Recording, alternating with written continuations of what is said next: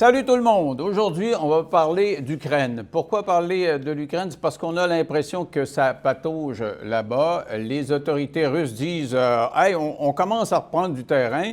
Les Américains branlent dans le manche à Washington. Il y a 60 milliards de dollars un peu gelés parce qu'on est en train de faire des débats là-dessus au Congrès, à savoir si on va envoyer ces armes-là au cours des prochains mois en Ukraine. Sur le terrain, qu'est-ce qui se passe exactement? Alors, on a pensé à inviter quelqu'un qui est allé sur le terrain, qui a encore des contacts très étroits avec les soldats qui y œuvrent. Avec moi, Wally. Salut, Wally. Salut, salut. Tireur d'élite. Ouais. Comment ça va? Écoute, on s'est vu quand même assez régulièrement à la télé. Et à ce moment-là, les dernières fois, tu étais sur place. Oui. Puis tu es revenu. Tu suis encore pas mal la situation. Oui, oui, je suis encore impliqué. Je les aide avec un paquet de choses. Oui, ça fait 3 fois, en fait, que je suis allé en Ukraine. Là, donc, je suis un petit peu au courant. Puis souvent, je dis aux gens, je suis un peu une des personnes les plus informées, pour vrai, parce que je connais comment les soldats d'un tranché pensent. Je connais leur réalité, je connais comment les officiers des postes de commandement pensent, je sais comment les Ukrainiens pensent, je sais comment les Occidentaux pensent, les soldats occidentaux. J'ai des contacts dans des politiciens, dans des généraux de plusieurs armées. Donc, je suis un peu comme la personne au milieu qui a une expérience puis une vision un peu globale de la chose. Parce que quand tu étais là, c'était quand même pas facile. Je me souviens, une fois, on avait perdu le contact. Tu devais nous... Parce que tu nous appelais, on avait des rendez-vous précis.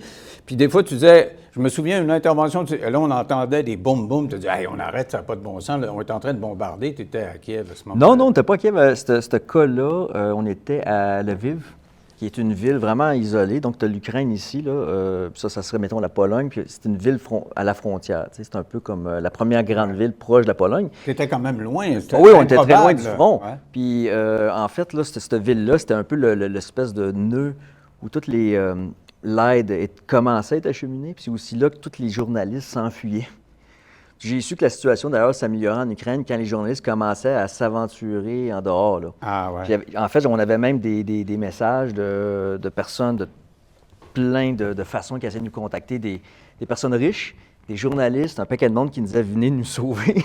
Ah ouais? Oh oui, je n'aimerais pas de nom de qui, mais il y a eu un paquet de monde, dont des riches, qui pendant qu'on se dirigeait vers l'Est. T'as pas ton numéro de téléphone quand il appelait? Non, mais il y a des contacts, une telle, peu importe, là, où il y avait un réseau, à un moment donné, des pages Facebook, etc., qui est de gens riches qui étaient prêts à payer des méchantes grosses sommes pour se faire sortir de Kiev. Et j'ai su, par après, quand la situation s'est stabilisée, environ, je dirais, quelques semaines plus tard, là, quand les Russes ont été repoussés de Kiev, etc., puis la situation était un peu plus sous contrôle que... Quand les journalistes recommençaient à retourner dans l'Est, dans Kiev, etc., j'ai su que la situation était mieux. Mais à l'époque, quand on a eu l'entrevue, j'étais à Lviv, un petit peu en retrait. On ne disait pas c'était où. Mais c'était à l'époque que les Russes commençaient. C'était les premiers jours. Les Russes avaient une supériorité aérienne. Donc, les jets passaient là, au-dessus de nous. Là. On savait Parce pas que tu étais parti très tôt. Là. Moi, c'est ça, dans les premiers jours. Moi, il y a eu l'invasion. Parce qu'en Ukraine, ils n'appellent pas ça la guerre. Hein? Ah ouais. Le début de la guerre, c'est 2014. Puis là, ils appellent ça, là, en fait, là, en anglais, le full-scale invasion. Ils disent c'est la grande invasion, mais la guerre, ça fait longtemps pour les Ukrainiens qui a commencé. Nous, on va dire que la guerre a commencé en 2022. En tout cas, petite parenthèse. Mais j'étais allé dans les premiers jours. Là, on était à Lviv. Puis là, il y avait des avions, etc., qui passaient. Il y a eu d'ailleurs une base qui a été bombardée, où j'ai été, une base d'étrangers. Moi, je trouvais ça très dangereux qu'ils concentrent des ressources dans des bases identifiables. C'est un peu comme si tu mettais plein, tu avais une guerre avec les... Je donne un scénario X avec un pays. Je dirais pas les Américains parce que ça serait vraiment pas une bonne chose, mais mettons avec un grand pays, puis là, on mettait des ressources à Valcartier ou dans une base connue. Tu sais, je veux dire, ça serait dangereux. T'es caches, il faut que tu caches ça. C'est ça, exact. Puis j'ai été dans cette base-là, Yaroviv, puis je me rappelle que je leur ai dit... Qu'est-ce que vous faites, là, restez ici? T'sais. Puis il me disait, la guerre, c'est loin. Donc, j'étais loin, dans un sens, mais j'étais proche parce qu'il y a eu des frappes, là, 2 jours après, je pense. À cette base-là, il y a eu plein de morts. Je connais des gens qui m'ont raconté ça, c'était assez atroce. Mais des missiles balistiques, des bombardements, il y a eu un paquet de morts. Mais donc, on était loin du front, mais en même temps, pas loin dans un sens parce que l'ennemi pouvait nous frapper n'importe où. Ça, c'est au début. Mais là, tu t'es approché et tu faisais partie d'un espèce de bataillon ou de peloton de forces étrangères. C'était quoi? En fait, la manière que tu poses la question, c'est un peu comme c'est confus, mais c'était confus. Ouais. En fait, d'un point de vue strictement administratif, j'étais un touriste. Ah ouais, un touriste qui arrive avec... il te fournissait la mitraillette ou t'es arrivé avec tes armes? Pas nécessairement. Là, j'avais pas d'armes. En fait, une des questions des journalistes, c'est avant qu'on rentre, on avait contact, mais c'était tellement improvisé. Mais c'était nécessaire l'improvisation parce que je connais l'histoire militaire, puis je me disais, ce pays-là peut s'effondrer en quelques semaines. Moi, j'avais en tête la France en 1940, les nazis ont pris la France en 1940 en 6 semaines. Ouais. Et le gros de la bataille s'est décidé en environ 3 semaines. C'est ce que Poutine pensait, de toute façon. Là. Donc, moi, j'étais là, il faut se garrocher au front. La rapidité d'exécution est plus importante que la perfection d'exécution, donc il fallait se dépêcher en acceptant des risques. Un des risques, c'était une planification moins détaillée. Donc, on avait plein de contacts, on rentrait là, on recevait des messages, OK, choisissez vos armes. On appelait ça le Amazon des armes. Fait que là, OK, tu veux tel gun, lance-missile, etc. Ah ouais? Finalement, que je suis rentré, les journalistes me posaient la question c'est quoi tes armes? Puis j'étais gêné de dire que mon canif, c'est mon arme de défense. Puis en fait, c'était chaotique. Puis dans cette place-là où on a eu l'entrevue en premier, je pense, je sais pas si c'est après ou avant notre entrevue, là, mais à un moment donné, ça a cogné à la porte. C'est une espèce de vieux bâtiment soviétique, là, de l'ère communiste. Puis c'est moi qui ai ouvert la porte. Puis quand j'ai ouvert, c'était une grosse porte. C'est massif, ces portes-là. C'est comme des portes de coffre-fort. Là. Ça a des grosses barrures là, en métal. J'ai ouvert ça. Il y avait un SWAT team ukrainien. Il y avait les armes j'avais les armes dans ma face. J'ai fait comme allô? Faites votre job. Ton arme ou quoi? Non, en fait, il y en a qui pensaient qu'on était des espèces d'espions. Ah, OK. Parce qu'il y avait des soldats britanniques avec nous, ils étaient très jeunes. Puis ils n'avaient pas tous de l'expérience, puis ils étaient très bruyants, puis très peu... disons que ça n'aurait pas fait des bons espions. OK, mais toi, on s'est fait rapidement parce que ta réputation te précédait. Là. J'ai vu des reportages, justement, dans des médias britanniques, je pense que c'est dans The Guardian ou The Independent. On te voyait rentrer là, comme une vedette, une star. C'était Willie le sniper canadien. C'était ridicule, mais en même temps compréhensible. Quand je suis rentré, il y avait, ça commençait à prendre de l'ampleur alors que je suis rentré. Puis là, on disait que le meilleur sniper au monde tuait 40 Russes par jour. Moi, j'étais comme, écoute, là, je suis content si j'ai un pistolet. J'ai rien. OK? Fait que c'était un peu des jokes entre nous autres, là, parce que j'avais rien. Là. J'étais pas au front. J'avais aucun moyen. J'essayais juste de démêler tout ça, OK? Dans les premiers jours qu'on est rentré. On allait voir des commandants, mais là, c'était compliqué, etc. Parce que ce que je sentais, c'est que Zelensky avait fait un appel aux armes. Il avait dit aux étrangers, OK, les vétérans, venez-vous-en, sinon, venez nous donner un coup de main. J'ai répondu à l'appel. Par contre, les Ukrainiens ont fait cette erreur-ci, c'est qu'ils ont lancé l'appel, mais ils n'ont pas donné des directives. C'est un peu comme si Trudeau disait, du jour au lendemain... Puis, organisez-vous. Un équivalent, ce serait comme si Trudeau disait, écoute, on a besoin de médecins, donc tous les médecins, venez nous aider. Mais là, OK, il y a du monde qui atterrisse. Là tu as 400 médecins qui atterrissent à Trudeau, à l'aéroport de Trudeau, puis ils sont là, salut, je suis là. Tu fais quoi? Personne n'est là, le gars à la douane, il va faire, je sais pas, moi, j'ai pas de directive, j'ai rien. J'ai quelqu'un qui à la télévision a dit, venez-vous-en, mais à part ça, il n'y a pas de directive. Mais t'es allé 3 fois. Donc, ça s'est amélioré à chaque fois. Non, c'est de la surprise. Ah ouais? Ah ouais. Au début, j'étais vraiment patient avec les Ukrainiens parce que c'était le chaos. Puis après ça, je leur ai dit, écoute, là, il faut faire les choses de la bonne façon. Puis ça n'a pas tourné de la façon, pour toutes sortes de raisons. Là, c'est vraiment des raisons assez, comment je peux dire ça? Il y a beaucoup de nuances. Fait que je vais essayer de nuancer puis de ne pas trop y aller loin, mais comment je pourrais dire ça? Quand je suis retourné la deuxième fois, ma première erreur, ça a été de quitter l'Ukraine. J'aurais dû quitter plus tard. Ça a été ma plus grande erreur que j'ai faite. Ma deuxième plus grande erreur, c'était d'y retourner. Okay? Mais c'est ta blonde qui ne voulait pas que tu retournes? Oui, c'est ça. Puis je me souviens. Il était enceinte, deuxième enfant. Là, je retournais encore. C'était une catastrophe, point de vue familial, etc. Puis là, je retournais encore pour, cette fois-ci, comme commandant. OK? Puis là, je me suis perdu dans les méandres bureaucratiques, politiques. J'ai parlé au bureau du président Zelensky. À un moment donné, ils m'ont renvoyé dans une autre unité. Là, j'avais le commandant en chef qui m'a donné une autorisation. Là, j'essaie de faire ça simple. Mais il y avait beaucoup de problèmes de gestion, de bureaucratie, etc. Je n'étais même pas capable d'avoir un permis pour mon arme personnelle. Ah ouais. J'avais un paquet d'embûches. Mais je me suis fâché avec eux autres. Puis finalement, ça n'a pas tourné comme c'était supposé. Puis j'ai mis beaucoup d'énergie pour que ça marche, mais malheureusement, je n'avais pas l'autorité. Moi, je leur disais aux Ukrainiens, écoutez, vous me donnez des responsabilités, mais vous ne me donnez pas l'autorité. Vous devez donner les deux en même temps. Donc, il me faut des papiers, il me faut des autorisations. Moi, je ne peux rien faire si vous ne me donnez pas. Mais as-tu été sur le lieu des champs de bataille? La deuxième fois, ça? Oui. OK. J'ai eu plein de problèmes bureaucratiques. Après ça, par contre, on faisait avancer un peu le dossier. On s'était pris un poste de commandement dans une ancienne place que j'avais conquis à Boucha, non loin d'une fosse commune, qui abattait des gens quelques mois plus tôt. Donc, c'est assez ironique parce que j'habitais une maison qui était anciennement sous occupation russe, il y a quelques mois, là, passés. Les Russes avaient tiré des caméras de sécurité, en fait, autour de c'est une grosse maison, un peu comme une espèce de villa, là. C'était assez... c'était moderne, cuisine...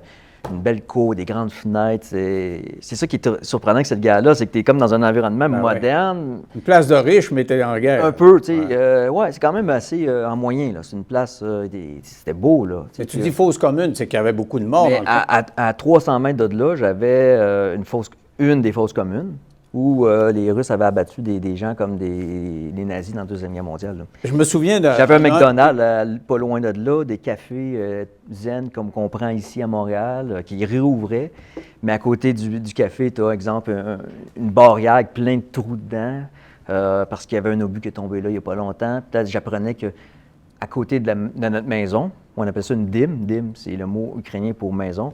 On appelle ça la dîme, le quartier général. À côté, il y avait, il nous disait, faites-en pas, sont vraiment, ils peuvent pas être des espions pro-russes parce que son mari est mort à cause d'une bombe, puis l'autre côté, lui, il s'est fait blesser, fait que ils seront pas du mauvais côté. Mais il y avait des espions russes un peu, il fallait faire attention. Mais tout ça pour dire qu'on avait cette maison-là, un centre de commandement, puis il est arrivé un paquet d'affaires qu'on pourrait parler après.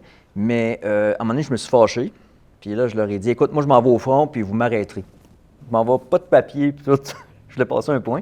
Je me suis rendu proche de Donetsk, proche de l'Est, proche des bombardements, etc. Puis là, il est arrivé, là, j'étais prêt à partir.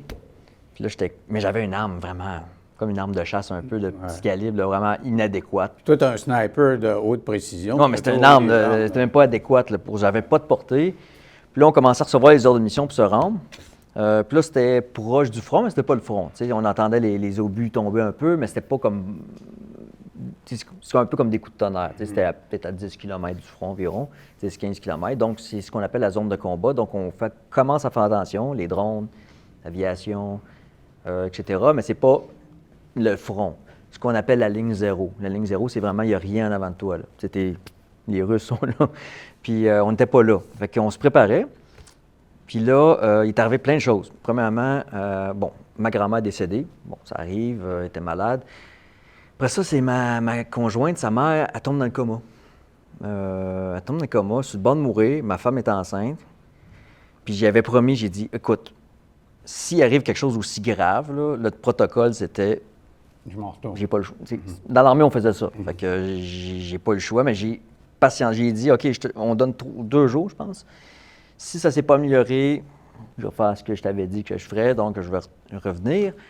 Et c'est ce qui est arrivé, mais il est arrivé d'autres choses. C'est que ceux avec qui j'étais supposé de partir en mission, ironiquement, ils se sont fait blesser tout de suite après mon départ. Fait qu'est-ce qui serait arrivé si j'avais été en mission, je ne sais pas. Puis après ça, j'étais un peu fâché parce que j'étais encore sous mon appétit.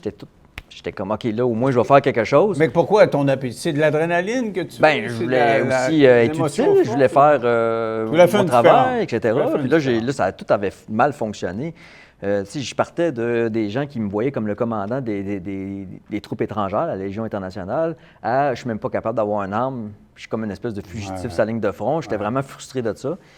Là, finalement, moi puis mon ami Carlos, un Américain, on dit, OK, on veut juste comme faire de quoi? Okay? On a pris le truck, pas de gun, rien, okay? Parce que je savais que j'allais me retourner. On s'est dirigé vers une zone de front, en touriste. Là. C'est complètement stupide. Complètement stupide. Okay?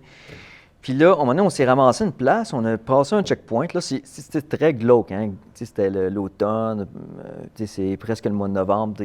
Gris, déprimant, boiteux, très, très glauque. On passe un checkpoint. Le checkpoint des Ukrainiens nous dit « good luck ». Après quoi, on y a pensé, pourquoi? On s'en va là, il y avait un village tout cassé, typique un peu de la zone proche du front, mais c'était encore loin du front, c'était pas un problème. Mais là, à un moment donné, on s'en va, je ne sais pas pourquoi, mais je regarde ma navigation, j'avais encore un signal de Google, fait que j'ai regardé la route, etc. Puis là, il me disait de passer quelque part.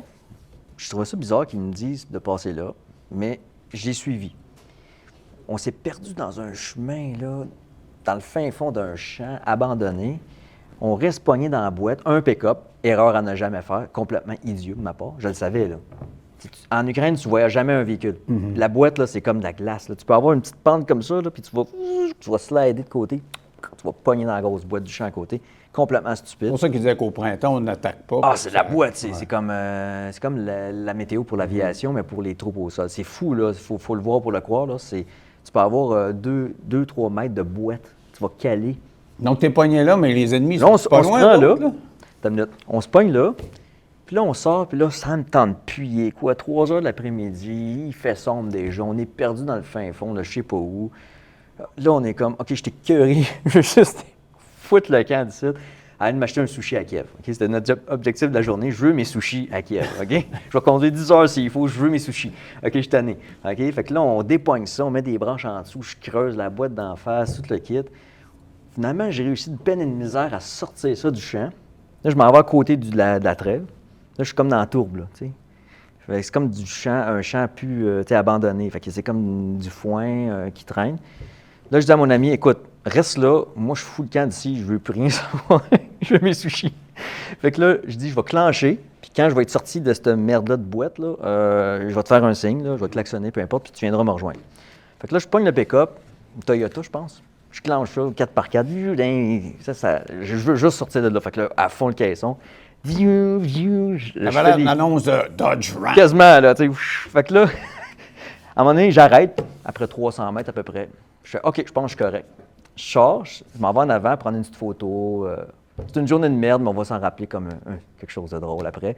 Fait que je m'en vais en avant, puis là, comme soldat, j'ai tout le temps le réflexe de regarder autour, tu sais. Là, je regarde, je fais comme, oh ben, tabarnak.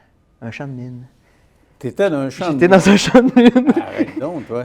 Les mines anti-chars, là. Ouais. Il y en avait une comme là. des assiettes, j'ai une photo là? de ça. Ben en fait, ça ressemble à ça, mais c'est Ouais. enterré. Puis là, tu as Ouais. comme le détonateur qui ressort. Puis d'après moi, il a été installé quelques mois avant. Puis l'herbe avait comme tombé à cause de la pluie. Fait que je voyais comme les détonateurs. Il y en avait qui se voyaient moins bien que d'autres. Mais il y en avait un là, un là, un là. J'avais arrêté, là. Ça, c'est le devant du pick-up, là. Je te dis, là, à côté de toi, le champ de mine commençait. OK? Là, mon ami est arrivé. Là, j'ai fait, viens ici voir ça. Je te jure, tu sais, dans les films, là, quand que la mâchoire tombe, Parce que tu roulais 6 pouces de plus. ben 1,5 mètre à peu près. OK. J'ai même fait des photos, il lui a pris une vidéo. Puis là, on s'est rendu compte qu'il y en avait d'autres en arrière. Ça, c'était comme la partie comme que Donc, il fallait que tu s'en reviennes à travers ça. Fait que là, comme dans les films, tu sais, quand tu dis, OK, je vais marcher dans mes pistes, là. Ouais. C'était vrai. Fait que là, on est revenu. Puis là, il y avait une mine, j'ai une photo, là, tu vois la trace qui passe juste à côté, là, tu sais. Elle frôle le détonateur, là. Honnêtement, j'aurais éclaté en morceaux. Fait que, encore une fois, je m'en sors. Lui, il capotait, là, Carlos, il était comme... Il fait juste pas en revenir, tu sais, il capotait. Là, j'ai dit, je suis tellement tanné, là. Je vais reculer dans mes traces, puis après ça, je vais prendre... Là, je ne mettrai pas de mine, j'étais l'ennemi, OK, ou peu importe qui les a mis. Je vais clencher là, je ne me tente même pas de déminer, je suis juste tanné. Puis je vais clencher là, puis j'ai clenché dans les trous de boîte, dans tout ce que tu veux, puis j'ai sorti de cette merdier-là. On a une chance, là. Mais j'ai eu mes sushis. Fait que le soir, on a été acheter du fort, puis on a pris nos sushis, puis on a été capable de s'en sortir. Mais ça a été ma fin de deuxième mission, à peu près. Fait que, bon, j'ai comme compris le signe. J'ai fait comme, OK, regarde, il y a trop de signes. Je suis un peu un gars de signes. Tu sais, quand il y a trop de signes qui s'accumulent, Mais ça marche pas, là. quand tu forces, puis tout est contre toi, puis là, c'est rendu sur un champ de mine que j'arrête comme juste en avant. Je veux dire, à un moment donné, qu'est-ce que tu veux d'autre? Donc, tu es revenu. Ben oui, je suis revenu. Puis, Ta femme avait mais j'étais besoin encore de sur toi. mon appétit. Puis là, j'étais fâché un peu de tout ça. Puis là, on pourrait compter toutes sortes d'autres détails parce que je suis retourné une autre fois. J'ai annulé mes vacances de famille. Mais disons que tu reviens la troisième fois, là. Ouais, la troisième fois, écoute bien ça. Là, il y a 1 an à peu près. J'annule mes vacances de famille. Ma famille s'en va dans le sud sans moi parce que j'entendais mes ordres. Hey, ta femme, elle doit être fâchée après toi souvent, là. Un petit peu. Ouais, OK. Surtout pour avoir de l'adrénaline. En tout cas, mais mettons... Non, là, mais tu y moi, je retournes- pense que c'est nécessaire. OK, OK, tu retournes Fait une que troisième fois. Là, je me dis, écoute, j'attends mes ordres parce que la contre-offensive s'en vient, l'été. Là, on sait que c'était, je pense, le 6 juin que ça a commencé la date du débarquement de Normandie. Fait que là, je ne le savais pas parce que c'était secret, fait que j'avais pas les autorisations, mais ça s'en venait. Fait que là, moi, j'étais supposé d'entraîner des troupes. Là, j'étais là, OK, ça a foiré la deuxième fois, mais au moins, je suis prête là. Mais là, l'ordre ne venait jamais. Là, j'étais comme tout le temps, comme, OK, ça s'en vient 2 semaines. Tu sais. Là, j'étais comme, qu'est-ce qui se passe? Puis finalement, le commandant qui est un peu de cette unité-là que j'ai aidé, honnêtement, j'aime pas dire ça, mais c'est pas le plus futé, c'est pas le couteau le plus aiguisé. Comment elle disait ça, Mme de Québec solidaire, Mme Massé? C'est pas le pogo le plus... C'était pas le pogo, mais je pense que j'aurais dit ça, il aurait compris. Mais par contre, lui, il s'est fâché. Il s'est fâché avec un étranger. Puis là, il a comme blacklisté tous les étrangers. Fait que j'ai non seulement manqué mes vacances avec ma famille, mais là, je me suis fait niaiser. Mais pareil, j'étais comme, OK, je vais retourner pareil. Fait que là, j'ai organisé un paquet de choses. Puis là, il y a un gars à qui j'étais supposé d'aller, il se fait arrêter. Parce que c'est un étranger, c'est comme moi qui avait pas pris d'autorisation et qui avait été un peu niaiseux. Fait qu'il s'est fait arrêter par la police, qui est un peu ironique. Tu t'envoies d'un pays, puis la police t'arrête. Mais bon, il s'en était sorti, mais ça avait comme pendant un temps tombé à l'eau, ce plan-là. Là, j'avais une autre équipe. Puis là, c'était rendu ridicule. Là. Ma femme me disait, tu te rends compte que c'est complètement ridicule ton affaire? Là? C'est comme, c'est toi contre toi. Là. Okay, c'est comme... Tu vas là, puis c'est ridicule. Rien, mais non, j'y vais pareil, puis blablabla. Puis, fait que là, je m'en vais là-bas. Écoute ça. Le jour où je rentre en Ukraine, le gars qui est supposé de m'accueillir meurt. Le jour. Tu étais dans tes signes encore. Là. Oui. Et là, ma femme dit... Tu vois pas, tu comprends-tu, là, à un moment donné? Qu'est-ce que ça va te prendre, tu sais? Le jour précis, c'est comme... J'ai fait, OK, j'écoute. OK, là, c'est assez. Fait que j'ai fait comme, OK, là, pour l'instant, c'est pas mon temps d'aider. Je l'accepte. Je vais aider comme je peux, mais honnêtement, à un moment donné, il faut que je comprenne, là. C'est comme, qu'est-ce qu'il te faut, là? Tu sais, des chantiers. Là, tu as dit, c'est fini, j'en reviens. Des gars qui meurent à côté de moi, première mission, j'ai ça qui se passe. Tu en as vu beaucoup des morts, quand même, là. Oui. Puis, des gens que tu connaissais. Qui sont sortis sans rien. Des gens que tu connaissais, oui. des En fait, le dernier qui est mort, c'est celui avec qui j'ai rentré en Ukraine, qui est un Québécois. Ah ouais? Qui est Jeff, oui. Qui est mort il y a quoi, une semaine et demie, je pense. Qui est encore impliqué. Ouais, il est mort. OK, oui, j'ai vu ça aux nouvelles. Ouais. Ah, tu le connaissais? Oui, absolument. Ben oui, je suis rentré avec lui en Ukraine. Puis je me rappelle que lui, il m'avait dit, alors qu'on était de Lviv, on s'en allait vers l'Est, au front, dans son Jeep. Lui, il me disait... Wally, toi, tu as un bon karma, mais moi, il n'est pas bon. Ah ouais. Et tu vois, regarde, là, il vient de décéder au combat. Puis là, tu es ici, tu es revenu, tu es en contact avec tous ces gens-là. Oui, je les aide encore de toutes sortes de façons. Mais je leur ai dit, moi, je veux un rôle. Donnez-moi l'autorité. Si vous ne me donnez pas, je ne peux pas vous aider. As-tu un rôle? As-tu un titre? Là? Aucunement. Là, OK. Parce que les mentalités changent. Mais ce qui se passe, c'est que quand je suis arrivé la deuxième fois, la première erreur, ça a été de quitter, la deuxième erreur, ça a été d'y retourner. Quand je suis arrivé, c'était le moment où l'Ukraine commençait à reprendre des territoires. Donc, moi, ma théorie, c'est que ça leur a monté à la tête, puis ils se sont vus comme, tu sais, on est les kings, là, les étrangers, c'est comme... Ah, ouais. D'après moi, c'est une des théories. Et ils n'ont jamais pris la peine de faire un système d'intégration des étrangers qui se tenait. Je vais donner juste un exemple de comment c'est la réalité des étrangers, des volontaires étrangers. Il y a un Québécois qui m'a écrit d'ailleurs il y a 2 jours. Il me posait des questions, il était pogné là-bas, puis là, ils ne sont pas trop contents de la situation. C'est une façon de faire la guerre là-bas qui est assez bizarre, très brutale, différente de notre façon. La culture est différente. Quand tu vas en Ukraine, c'est vraiment étrange parce que il y a beaucoup de choses qui ressemblent à l'Occident. Tu peux avoir une place qui ressemble à ici. Puis il y a des podcasts là-bas. Tu peux avoir un café. Il y a des choses qui ressemblent, mais en même temps, il y a beaucoup de différences. L'Europe de l'Est, c'est vraiment une culture en soi. Puis il faut le vivre pour le comprendre. Là, maintenant, je comprends cette mentalité-là, mais ils ont vraiment des choses différentes. Une des choses, c'est que, puis c'est même les Ukrainiens qui me le disent, ils me disent, tu sais, ici, on est encore un peu soviétique, puis la vie humaine n'a pas de valeur autant. Ils sont plus russes qu'on pense, dans le fond, parce qu'ils ont été... Si tu veux comprendre les Ukrainiens... longtemps sous le joug des Russes. Oui, c'est ça. Si tu veux comprendre les Ukrainiens, comprends les Russes. Si tu veux comprendre les Russes, comprends les Ukrainiens. Les Ukrainiens sont comme des Russes européanisés, donc ils ont certains aspects européens et russes. Donc c'est pour ça qu'ils sont durs à battre pour les Russes, parce que... Donc tu dis qu'ils sont aussi brutaux que l'autre côté? Ils ne sont pas aussi... Donc, ils ont comme... ils ont les défauts des Russes, mais pas aussi accentués, selon moi. Parce que je lisais... Mais ils ont les mêmes défauts souvent. Tu sais, ils sont très têtus, mais en même temps, c'est leur qualité. Moi, je leur disais tout le temps, votre principale qualité, c'est votre courage. Votre principal défaut, c'est votre courage. Ils sont insensiblement courageux des fois. Surtout au début, le moins parce qu'à un moment donné, ils commencent à avoir trop de... Tu voyais prendre des risques sur le... Il y avait des missions qu'on appelait des missions 200. 200, c'est le code pour KIA, en KIA, Kill in Action. 200, un blessé, c'est 300, le code soviétique. On appelait ça des missions 200, c'est des missions suicides. Des missions qui se passent souvent, il n'y a personne qui revient. Okay. Tu as 20 gars qui s'en vont, aucune nouvelle, c'est des tirs que tu entends, c'est terminé, ça vient de se finir là. Fait qu'ils ont une mentalité de sacrifice. Tu sais, quand tu croises les gens dans la rue, là-bas, souvent, je prends le monde me reconnaît quand j'y vois. Des fois, je me sens comme une espèce de premier ministre. Ça t'a passé aux nouvelles là-bas. Oui, beaucoup de monde, même encore aujourd'hui, étonnamment, me reconnaissent. Puis, tu sais, comme la façon de se saluer, c'est, on dit Slava Ukraini. Ça veut dire gloire à l'Ukraine. Puis ça, on faut répliquer Héroim Slava, gloire aux héros. Ils sont très fiers, sont très sacrifiés. Le sacrifice pour eux, c'est une valeur forte. Fait qu'ils sont très brutaux, sont très dans le on va se donner pour la patrie. Mais tantôt, tu me disais, parlais de fausses communes, puis pour préparer notre rencontre, je regardais tes posts, là, puis tu disais que tu avais eu conscience qu'il y avait des trous, il y avait des fosses, puis il y avait des militaires russes qui tiraient sur le monde, puis ils tombaient dans les trous, puis est-ce qu'ils sont aussi Non. Il y a eu des crimes de guerre commis par les Ukrainiens. Il y en a toujours des crimes de guerre, right? Ça, c'est peu importe la guerre, j'en ai vu de toutes les couleurs. Il y en a. Là. Dire qu'il n'y en a pas, c'est de la naïveté et du mensonge. Il y en a beaucoup moins, par contre. Ils sont beaucoup plus corrects, les Ukrainiens, là, sans aucun doute. Comment t'expliques ça? Ben, tu sais, ça existe des peuples qui l'échappent. Y a-t-il quelqu'un qui doute que les Allemands, dans les années 30 et 40, l'ont échappé? Ouais. Ça existe. Est-ce que tous les Allemands n'étaient pas corrects? Non. Mais ils l'ont vraiment échappé. Aussi, ils ont commis des crimes. Il y avait des anciens prisonniers qui se sont retrouvés aussi mobilisés. Oui, il y a ça avec Wagner. Donc, les Russes, là, c'est un peuple en ce moment qui l'échappe.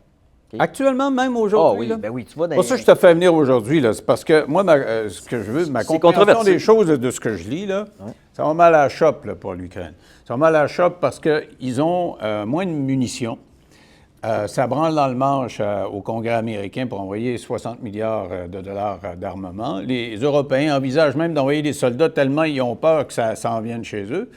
Et surtout, on dit, j'ai vu des reportages, j'en ai vu plein, encore un ce matin, qu'ils sont pas mal moins enthousiastes à aller au front. Là. Les jeunes qui ne sont pas allés, les gars en âge de se battre de 20 à 40 ans, ils ont plus tendance à vouloir sortir du pays qu'à vouloir aller sur le front. Et puis même les parents aussi, donc ils sont fatigués, ils sont tannés de ça. Là. Ah oui. Donc, est-ce qu'ils ne sont pas en plus mauvaise posture? Parce que Poutine, lui, il vient d'être fraîchement élu. Il dit qu'il va élaborer encore plus de conscription. Il va y avoir plus de soldats. Par où je peux commencer? Bon, on a du temps. On en masse. Par où commencer? Bon, je vais faire un résumé de la situation, froidement, OK? Parce qu'il faut analyser les choses froidement pour gagner. C'est un peu comme la médecine. Il ne faut pas être trop optimiste, trop pessimiste. Il faut juste dire froidement ce qu'il y en est, right? Puis froidement, ce qu'il y en est, c'est que la situation en ce moment va mal pour les deux, les Russes et les Ukrainiens. Les Russes avancent un peu, mais ils perdent tellement de monde. En ce moment, les dernières statistiques que j'ai vues, j'ai oublié si c'était des morts ou des blessés, des pertes, parce que les pertes incluent les blessés graves qui ne peuvent pas, mettons, une jambe que tu perds ou peu importe. J'ai oublié c'était quel des deux, mais ça n'a même pas d'importance. Le chiffre que j'avais vu, c'est 400 pertes ou morts, j'ai oublié lequel des deux, par kilomètre carré pour les Russes. Ils ne peuvent pas soutenir un rythme de pertes comme ça. Ils perdent énormément de monde, les Russes, là. Oui, parce que j'ai vu qu'avec les anciens détenus, ils ont fait beaucoup de missions suicides dont tu parlais. Ils perdent du monde incroyablement, OK? Le problème, c'est qu'ils ont plus de monde que l'Ukraine. Ouais. L'Ukraine doit avoir un ratio perte par rapport à la Russie il y a bien des façons de calculer, mais au moins 1 pour 4. Là, en ce moment, il s'approche du 1 pour 2. Donc, on a affaire à quelqu'un d'un côté de l'Ukraine qui est plus petit, qui ne peut pas se permettre autant de pertes que la Russie. Puis la Russie a économiquement plus de ressources. Et il y a un dictateur derrière qui a mobilisé l'économie de guerre, etc., qui a eu des effets positifs pour l'économie de guerre russe. Donc, une capacité qui ont augmenté les Russes. Puis l'Occident, nous autres, on tarde à le faire. Okay? Donc, dit de même, là, ça va mal à la chope. Oui et non. Ils ont tellement de pertes. Étrangement, les Russes sont en train de ce qu'on appelle en anglais double down, OK, en fait Poutine, et ça va peut-être même amener sa perte. Peut-être que s'ils voyaient plus clair, puis qu'ils disaient non, non, j'arrête là parce que ça a commencé à mal tourner, ça serait la bonne chose pour la Russie parce qu'ils pourraient se reconstituer encore plus fort, faire une réforme militaire, refaire son économie, avoir une espèce de prestige augmenté parce que là, il aurait comme réussi un peu à faire ce qu'il veut. Mais là, il fait comme quelqu'un qui gagne au poker puis il dit non, non, moi, je vais continuer à jouer. Il peut tout perdre, tu comprends? Et là, dans un sens, c'est peut-être positif. C'est dramatique. Parce qu'on dit qu'il va y avoir besoin de redécréter une mobilisation générale. Ça veut dire qu'il y a du monde qui ne veut pas y aller. C'est comme en Ukraine. Il y a des gens les deux qui côtés, veulent plus y aller, puis les jeunes ne veulent pas y aller non plus, les Russes. C'est tellement terrible, là. Regarde, je parle à un paquet de monde, puis là, j'ai un gars qui est bien ça, OK? C'est un gars des forces spéciales ukrainiennes. Un méchant bon, OK? Capote. Là. Lui, il m'arrête pas de m'écrire que tous ses amis sont morts. Je ne vais pas le montrer parce qu'il y a des photos là-dessus, etc. Mais je vais te le montrer à toi quand même. Là. Mais il me dit, regarde ça, c'est tous mes amis. Ils sont tous morts. Ils sont tous morts. Puis on était supposé de les inviter à un mariage. Ils sont... Je peux peut-être les envoyer puis les brouiller. Je vais lui demander la permission, mais... C'est terrible, puis il dit, je suis en train de craquer, puis tout, puis etc. Qu'est-ce que je fais? Donne-moi des conseils. J'ai dit, écoute, désobéis. Si ton commandant est imbécile, là, à un moment donné, fais une mutinerie. C'est quoi dire, là? Ah non. Oui, là, il n'aime pas ça, là, puis il déteste. Les Ukrainiens, les commandants détestent. Mais c'est un Québécois, ça, là? Pardon? C'est un Québécois, ce gars-là? Non, c'est pas un Québécois, ça, c'est un Ukrainien. OK. Puis j'ai dit, un soldat d'expérience se doit de savoir quand désobéir. Il y a une limite, là. Tu peux pas tout le temps aller à l'abattoir, là. Parce que là, il dit, mes amis, ils acceptent toutes les missions, puis ils sont morts parce que, ils font juste oui, je vais, puis ils se font massacrer, t'sais. C'est une preuve, là, l'attitude de ton chum que le moral est en baisse, là, en Ukraine. Oui, le moral est en baisse, mais ils sont tellement fiers, puis ils savent qu'ils n'ont pas le choix. Tu sais, à un moment donné, tu peux pas, qu'est-ce qui va arriver? Tu peux pas dire, on se rend. Tu sais, la Russie, mettons qu'elle prend l'Ukraine, on va dire. On fait un scénario catastrophique comme ça, leur vie ne va pas s'améliorer. Oui, c'est ça. T'sais, ils sentent qu'ils n'ont juste pas le choix. Mais quand tu parles aux Ukrainiens, ils sont très motivés encore. Tu regardes les sondages, ils sont très motivés. Quand tu parles aux gens pas au front, les commandants, les politiciens, les familles, il y a beaucoup de monde très motivé à continuer le combat. Mais quand tu parles aux soldats, ils sont motivés, mais sont quasiment résignés à mourir. Ah ouais? Ah, c'est quasiment comme quelqu'un qui est en phase terminale de cancer et qui dit « Je vais juste mourir, puis c'est tout ». Tu sais, le record, tout gris, tous les traits tirés, fatigués. Ils sont comme, je vais juste mourir ici. Mais là, ils ont besoin de renfort. En fin de semaine, là, ils ont eu une attaque russe. Les Russes ont envoyé plein de drones sur Kiev, puis une autre municipalité un peu plus loin. Puis eux autres, ils attaquent des bateaux avec ou des drones. Mais je veux dire, c'est comme s'ils n'étaient plus capables trop de se concentrer sur le front. Là. Qui ça? Les Ukrainiens, ils n'ont pas assez d'armes. Ben là, c'est ça. Là, le problème... Une guerre moderne, ça gagne des armements. Tu peux pas juste pitcher. C'est pas juste le courage du monde. Là, ouais. Tu peux, mais tu vas trader, tu vas te prendre des pertes atroces, là, OK? Puis à un moment donné, tu pourras pas, parce que si tu envoies des tanks, je veux dire, tu as beau avoir 100 000 personnes à pied avec des cocktails Molotov, ils ne pourront pas bouger sur le champ de bataille. Fait que, là, le problème, c'est qu'il manque d'équipement. Mais ce qui est vraiment frustrant pour un gars comme moi, c'est que moi, je vois la différence que ça fait, l'équipement sur le champ de bataille. Et le potentiel industriel de l'Ouest est énormément plus élevé que la Russie. La Russie avait, avant la guerre, un PIB, si je ne me trompe pas, environ l'équivalent de l'Italie. Donc, c'est pas... Sauf que là, tu l'as souligné tantôt, c'est une économie de guerre. Si on ils voulait ont battre tourné leur l'Italie, production vers la production d'armes. C'est ça. Mais le potentiel industriel en Occident est énormément plus élevé. Là, je veux dire, puis on a un savoir-faire ici, des armes extrêmement bonnes, etc., mais il manque de volonté pour l'instant. Mais historiquement, c'est arrivé souvent que les démocraties se réveillent tardivement, mais quand ils se réveillent, ils font comme « OK, enough is enough ». Deuxième guerre mondiale en est l'exemple parfait. Chamberlain, le premier ministre, en 1938. Tu avais Hitler qui a fait l'accord de Munich. Ouais. Puis il s'est fait applaudir en descendant de l'avion comme le sauveur de la paix. Il a juste reporté la guerre, c'était pire ça. Encore. Donc, quand Churchill est arrivé, il leur a promis de la sueur, des larmes et c'est ça, ben tu sais, là la question est, est-ce qu'on va se réveiller à temps? Parce qu'il va y avoir des conséquences. Là, mais là, on a vu que Macron a dit, hey, peut-être qu'on enverra des soldats. Là. Mais ça, c'est des suppositions. Mais moi, je veux revenir sur le terrain des vaches. Là. tu étais là, tu as vu les gens souffrir. Comment ils se motivent aujourd'hui, là? Ben, des fois, ils ne se motivent pas. J'étais une place Il y en dans a l'Est. qui fuient, littéralement. Il y a plein de choses qui se passent. Une des choses que je trouve très triste, puis c'est dur à comprendre ici dans le confort, pas de notre foyer, mais le confort du studio. Il y avait eu, exemple, un gars qui s'est suicidé, nous autres, une des places. Honnêtement, c'était, je pense, l'endroit le plus déprimant que j'ai jamais été de ma vie. Sur le front de l'Est, là. C'était sur le front avec des morts. Il y avait des morts tout le temps. C'était terrible. Puis c'était tellement fort la pression. Puis il y avait des jeunes qui n'avaient jamais vécu la guerre là-dedans. Ils étaient patriotiques, mais il y en a qui n'étaient plus capables. Okay? Il y en a un qui s'est tué. On avait des sacs de couchage là, dans le sous-sol d'une école, là, sur la garnotte. Puis en tout cas, c'était vraiment chaotique. Moi, je dormais dans la salle des professeurs parce que les vitres étaient tout pétées. Puis il y avait de l'air frais. Fait que moi, j'aimais ça parce qu'en bas, il y avait eu un poêle à bois. Un peu comme on était ici, là, où, je ne pense pas qu'on voit que les caméras, mais il y avait percé un trou dans le béton, OK? Puis il y avait quelqu'un qui avait mis une pipe avec un poêle à bois dans le sous-sol d'église. Puis c'était tout renfermé, on respirait mal, t'entendais les bombes. Moi, j'étais comme, on va se faire démolir, ils vont nous envoyer une bombe aérienne là-dessus. Finalement, non, c'est pas arrivé, mais ils nous bombardaient en tabarouette, là. Mais bref, la pression était tellement forte. Puis à chaque jour, il fallait rouler des sleeping bags de gars qui mouraient. Se suicidaient? Non, qui mouraient. Qui mouraient, mais il y en a un qui s'est suicidé. Ah oui? Oui, et après, c'était trop fort. Est-ce que tu as des signes avant-coureurs? Est-ce que le gars se plaint avant ou ça arrive juste de même? Oui, il y a des signes avant-coureurs. Je peux très bien comprendre comment que ça marche. Si tu es exposé longtemps au front, là, le temps n'est pas le même. Une semaine au front, c'est comme 2 mois de vie. Ouais. Le temps n'est pas la même chose.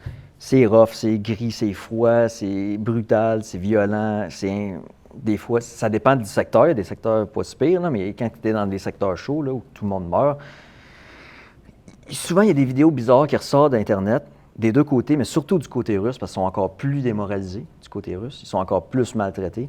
Puis soit tu vois des choses très étranges, puis que les gens ont de la misère à s'expliquer. Moi, je peux les expliquer. Je vais te donner un exemple. Tu as un gars qui est dans une tranchée, ça s'est fait bombarder, ça ressemble à la Première Guerre mondiale. Le gars, il fume. Okay? Tu le vois l'image, là? Comme ça, là, un Russe.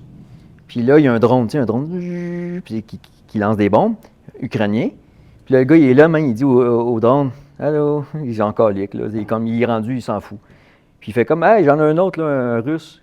Okay? » Le Russe, l'autre, là, il est dans une tranchée, assis de même, puis il fait juste comme un enfant qui dit, « Moi, je veux juste fermer les yeux, puis ça va finir à un moment donné. » Je te jure, okay? Il y a une vidéo, je l'ai même là-dessus, là. Le drone, il fait comme « Ah, OK. » Il s'en va en haut du gars, là. Il drop la bombe, le gars, il se laisse faire. La bombe tombe à côté de sa tête, une grenade. Le gars, il se laisse... Puis là, tout éclate. Ah, ouais. Puis l'autre, après ça, il fait comme... Il regarde ça, il s'en fout. Puis là, après ça, le drone s'approche de l'autre. Puis là, l'autre, il fait comme « Hey, il va me lâcher une bombe. » Puis il lâche la bombe. Puis là, il y a une espèce de petit sursaut d'instinct en lui qui fait comme « Ah, faudrait peut-être que je me lève. » Il se lève, tout croche. Boum, ça casse sa jambe. Puis il tombe, il est en train de mourir là. Ça, des histoires de même, là, il y en a pas mal. C'est comme si tu étais nerveusement tellement à bout que tu n'as plus de ressources pour t'auto-protéger. Tu viens, tu shut down, tu es comme, je m'en fous. Donc, c'est pour ça qu'habituellement, après une semaine ou deux... Mais moi, j'ai déjà été dans des états un peu de même. Okay? Ah oui? Mais tu sortais pas du front dans ce temps-là? Il te repose pas? Oui, mais des fois, tu n'as pas le choix. Ah ouais? Okay? Puis, mais des quel fois, état tu avais? Raconte-moi l'état que tu avais, toi. Tu deviens... j'ai jamais été à un niveau de même, mais j'ai déjà été à un niveau comme de « Hey boy, c'est rough », puis tu fais juste comme... C'est dur de se garder discipliné puis de faire les bons moves parce que t'es comme mentalement ramolli parce que t'es tout le temps sur le stress. Puis à un moment donné, tu fais juste... T'es comme sur l'autopilot zombie puis tu fais comme, il arrivera ce qui arrivera. C'est vraiment bizarre. Là, il faut que tu te shakes puis tu fasses comme, non, attention, là, OK? Réfléchis, couche-toi, pense à tes choses, t'sais. Puis souvent, tu as des gars qui surtout les soldats conscrits qui ont moins d'expérience qui sont psychologiquement moins préparés, ils viennent par shot et down. Puis ça, je l'ai vu des deux côtés, mais on le voit surtout du côté russe. Les Russes sont encore plus amochés psychologiquement, puis ils finissent par avoir des espèces d'aspirations quasi suicidaires, comme on voit ça, comme je viens d'expliquer. Puis ça, c'est quand même pas rare. C'est commun, ouais. Des fois, tu vois des gars qui se laissent mourir dans des trous en groupe, là, puis ils font plus rien. Ils ont comme jeté la cervelle. Oui, ils se laissent comme mourir là. C'est vraiment terrible, là. T'as un gars, à un moment donné, moi j'ai plein de gars qui m'envoient des vidéos, puis des fois ça se partage entre soldats, puis c'est non censuré, là. Puis tu vois un gars, à un moment donné, un Russe qui, dans un temps froid, un peu comme de ce temps-ci, il s'en va dans un ruisseau, puis là, un drone qui le pogne, bien, ça casse une jambe, tu sais. Puis il n'est plus capable de nager, mais tu vois qu'il il se laisse aller, puis il est en train de se noyer en même temps, de mourir au bout de son sang, puis il gigote dans l'eau de même, puis à un moment donné, il arrête de bouger, dans l'eau frette glacée. Donc, ceux qui voient pas ça, beau, là. ceux qui voient ça, ils sont traumatisés, dans le fond. C'est un vois ça, traumatisme par-dessus l'autre. Tu vois ça, tu le subis proche. Moi, je l'ai vu de proche, là, des catastrophes de même, là, de monde qui Mais c'est part. ça, t'as passé par un psychopathe souvent, toi. Non, mais c'est vrai, là, les premières fois que je t'ai vu en entrevue, quand tu étais arrivé avec des balles, parce que c'était un sniper. As-tu snipé un petit peu là-bas? Oui, Ouais, mais ok. pas beaucoup. OK. Je me suis- Ben, le sniper, c'est celui Ouais. qui vise de loin. Tu es un tireur d'élite, là, c'est le cas de ouais. le dire. Puis quand tu étais en Afghanistan, c'est ça que tu faisais, tu étais Ouais. tireur d'élite. Tu es arrivé avec des balles, des restants de balles. Ça a tué un tel, puis ça, c'était mon centième. Ou je sais, c'était quoi tes chiffres? Non, j'en ai pas tué beaucoup. Là. T'en as Moi, tué j'en ai combien? tué. Moi, j'ai pas souvent tiré. Ouais. Je suis un peu gêné de le dire. Là. Oui, mais J'en tu ai me juste l'avais tué dit, c'était deux. combien? OK, j'en ai juste tué deux. En le disant, ça fait comme psychopathe. Là. Ça, c'est bizarre parce que souvent, les gens Non, mais vont tu dire. as passé par un psychopathe parce que Oui. tu Mais décrivais moi, j'étais comme un spotter, moi. chirurgien, tu dis je vise, puis là, tu sais, pour le monde, il dit coudonc, il est-tu en Ouais. choc post-traumatique? Y a-tu des émotions, ce gars-là? On peut y revenir, puis je vais vous raconter un peu mon opinion par rapport à ça. Mais j'étais souvent spotter, tu sais, celui qui dirige, tu sais. Fait que je ne tirais pas la majorité du temps. Puis j'aimais ça. Puis les gars pensaient que c'est parce que je voulais pas appuyer sur la détente. Non. C'est la majorité de ma mission en Afghanistan, tu sais, j'étais spotter. J'étais le gars qui ajustait le tir pour les autres, donc avec le vent, etc., qui donnait des calculs. Moi, je trouvais ça super intéressant, puis j'avais pas besoin de tirer. Fait que j'en ai pas tué tant que ça. OK? On a fait beaucoup de frappes aériennes, on a fait beaucoup de choses comme ça. On en a éliminé beaucoup plus que de cette façon-là que par les balles. Mais même à les balles, j'en ai juste abattu deux, là. Je vais être bien franc, là. C'est pas beaucoup. Mais ça, c'est vraiment étrange parce que souvent, les gens disent « T'es comme un psychopathe détaché. » Ah oui, c'est ça que les Mais- gens... Écoute, on a fait une entrevue, tu es Après ça, revenu tu la dis quelque semaine chose. d'après, pas pour t'excuser, mais pour dire non, je suis pas si psychopathe que ça. Mais Tout le monde après dit, ça- coudonc, il sait pas ce qu'il va. lui. Mais après ça, j'ai dit quelque chose d'autre dans une autre entrevue ou avec un évaluateur en psychologie, puis on dit non, t'as pas les traits psychopathiques du tout, mais en même temps, t'es vraiment compliqué parce que tu dis comme des choses qui. Mais ça peut être un choc post-traumatique? Je pense pas. Un choc post-traumatique, c'est quelque chose qui t'empêche de fonctionner, c'est ma définition. C'est un trauma, c'est quelque chose qui t'empêche de fonctionner au quotidien. OK. Un trauma, une blessure physique va t'empêcher de fonctionner, tu vas boiter. Mais les émotions, quand tu as tiré, là, puis la personne est morte, ou tu l'as fait peser sur le C'est- piton de quelqu'un d'autre, mais elle est morte parce qu'il a dit de peser, là, je veux dire. C'est qui? Tu te sens pas. C'est fucké quel corps de un peu, métier est très capable de me comprendre souvent. Les ambulanciers, les chirurgiens, le monde dans les traumas, ils vont souvent très, très, très bien comprendre quand j'explique les choses. OK? Quand j'explique de façon très crue, OK, à quoi ça ressemble souvent un cadavre là, à la guerre, là. Ça ressemble à un gars chaud, un œil qui regarde en haut, un œil qui regarde en bas, puis il est de même, puis il est tout croche, puis c'est pas beau, là. Puis il est tout plié, puis selon les blessures, puis c'est dégueu, tu sais, c'est pas beau. Mais je vais en parler d'une façon tellement froide et détachée que ça fait comme psychopathique, on va dire. Ben, c'est ça. Mais le monde médical, ils vont dire, ben non, moi aussi, on racontait ça entre nous autres, puis on voit du monde, des ambulanciers, quand pas plus loin que 2-3 coins de rue d'ici, là, il y a des cas, souvent, les ambulanciers vont aller là, puis il y a quelqu'un qui s'est suicidé, par exemple, puis ils vont voir ça, puis ils vont être capables d'en parler de façon détachée, beaucoup d'entre eux. J'ai des messages souvent de ces gens-là, des intervenants, qui vont me dire, moi, je comprends, là, je te juge pas parce que si on est pareil, nous autres, si on est habitués à ces choses-là, puis on est capable d'en parler de façon qui peut paraître comme un psychopathe parlerait de ça. OK? Fait que je fais juste dire ça. Mais moi, je t'avoue que j'ai un certain plaisir personnel à raconter des choses froidement. Ah ouais. J'aime- Ça paraît. J'aime ça. Comme ça, Je trouve ça intéressant. tantôt avec ça, là, cette espèce de balle-là qui pèse, c'est pesant, ça n'a pas de bon sens. Puis tu voulais me montrer quand même la différence de l'armement avec Ouais. les années. Cette balle-là, ça passe au travers de plusieurs murs, ça. Là. Made in Russia, OK? Fait que c'est fait en Russie. Ça a essayé de me tuer, cette affaire. Ah ouais? Si vous êtes membre de 9 millions, l'entrevue se poursuit à l'instant. Si vous ne l'êtes pas, vous pouvez le devenir en allant sur 9millions.ca. Sinon, on se retrouve demain.